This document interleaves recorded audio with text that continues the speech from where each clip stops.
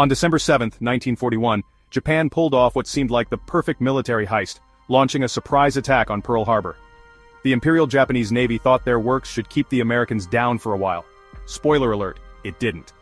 Just a few months later, the very same US Navy that had been supposedly knocked out came back swinging. Hard.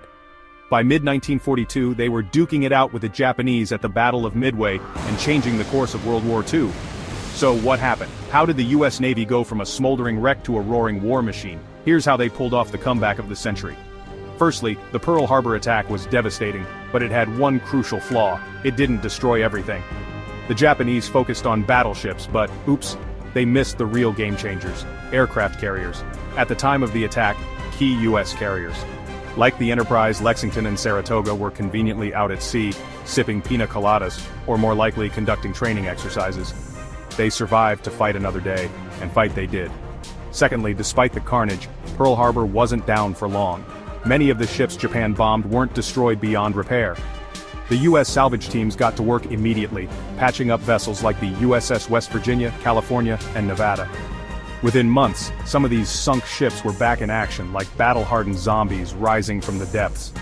Thirdly, while Japan was celebrating, America was rolling up its sleeves. Unlike Japan, which had limited resources, the American war machine went into overdrive, pumping out aircraft carriers, destroyers, and more planes than you could count. By 1943, the US was producing warships faster than Japan could sink them. It was like trying to empty the ocean with a bucket. Finally, instead of following up their Pearl Harbor success by hunting down the remaining US carriers, the Japanese got sidetracked. They turned their attention to the British in the Indian Ocean, attacking Ceylon, Sri Lanka, and chasing after the Royal Navy. While they were off playing pirate, the US Navy was licking its wounds, regrouping, and preparing for payback. Japan hesitated to press on, partly due to fuel shortages and the challenge of fighting far from home.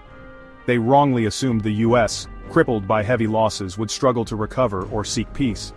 Even more deadly, they saw Britain's presence in Asia as the bigger threat. This gave America precious time to rebuild. By June 1942, the US was ready to hit back.